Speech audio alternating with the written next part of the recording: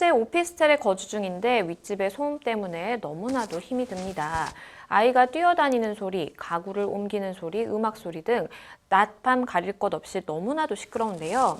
관리실에 이야기를 해서 경고를 해도 전혀 개선이 되지 않고 저희 집 말고도 다른 이웃들도 항의를 많이 했었는데 씨알도 안 먹혔습니다. 정말 참을 수 없었던 저는 그 소리를 들을 때마다 환풍기 아래에서 우퍼 스피커를 이용해 음악이나 영화를 크게 틀었는데요. 그러던 어느 날 제가 보복 소음으로 신고를 당해서 스토킹으로 처벌을 받게 됐습니다. 아무리 생각을 해도 제가 크게 잘못한 것이 없는데 이렇게 제가 처벌을 받는 것이 합당한가요? 너무 억울합니다. 일단은 뭐 층간 소음, 이웃 간의 이제 소음 문제는 굉장히 좀 빈번하게 발생하고 또 많은 분들이 겪게 되는 일인 것 같아요. 일단은 반복된 소음으로 인해서 우리 상담자분께서 이렇게 우퍼를 이용해서 크게 이제 소음을 발생을 시켰더니 결국에는 또 우리 상담자분께서 처벌을 받게 되셨다라는 이제 상황이신데 말씀 주신 것 중에 스토킹으로 처벌을 받게 됐다라는 말씀을 주셨어요. 이게 맞을까요?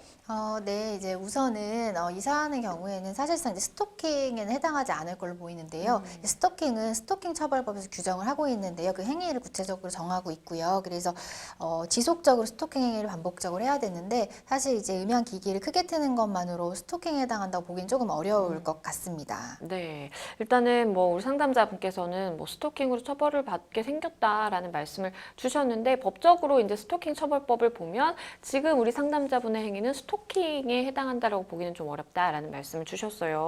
그런데 이렇게 소음 관련해서 분쟁이 발생할 때 내가 먼저 소음을 발생시킨 게 아니라 윗집에서 이제 쿵쾅거리고 그게 내가 요구를 했지만 잘 시정이 되지 않고 그러다가 이렇게 분쟁이 발생하게 됐을 때 윗집으로 인해서 이제 소음이 먼저 발생했다, 크게 발생했다라는 부분이 좀 고려가 될 수 있을까요?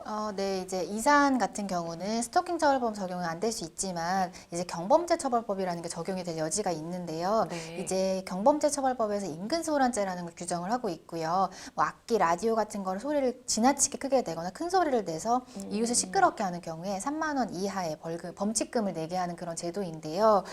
만약에 여기에 해당이 된다고 하는 경우에 물론 이제 상대방이 어떤 범행을 했다고 하더라도 본인도 범행으로 맞서는 게 정당하다고 보기는 어렵겠지만 뭐 이러한 사정으로 이렇게 음악을 크게 되었다라는 거를 뭐 설명을 한다고 하면 뭐 이런 처벌 수위에서는 조금 감경이 될 것 같긴 합니다. 네, 사실 이제 코로나 상황이 너무 안 좋다 보니까 집에서 이제 시간을 보내는 분들이 굉장히 많아지면서 이웃 간의 소음 관련한 분쟁도 많아지는 것 같아요. 이런 상황을 틈타서 이른바 층간소음 보복 상품을 판매하는 쇼핑 사이트도 등장을 했다고 하더라고요. 네, 이제 우퍼 스피커나 이제 고무 망치 등이 대표적인 층간소음 보복 상품으로 불리는 상품들인데요.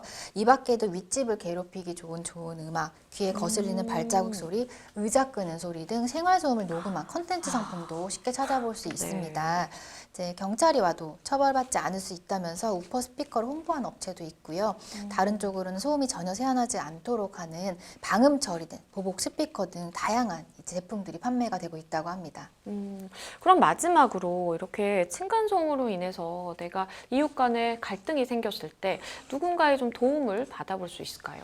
네, 이제 그 층간소음 문제가 생겼을 때 해결 방법은 다양하거든요. 사실 뭐 가까운 경찰서에 신고를 할 수도 있고, 이게 범죄가 된다고 하면 이제 처벌이 되는 여지도 있을 것 같고요. 그리고 뭐 민사소송을 진행해서 법원에 청구를 할 수도 있는데요.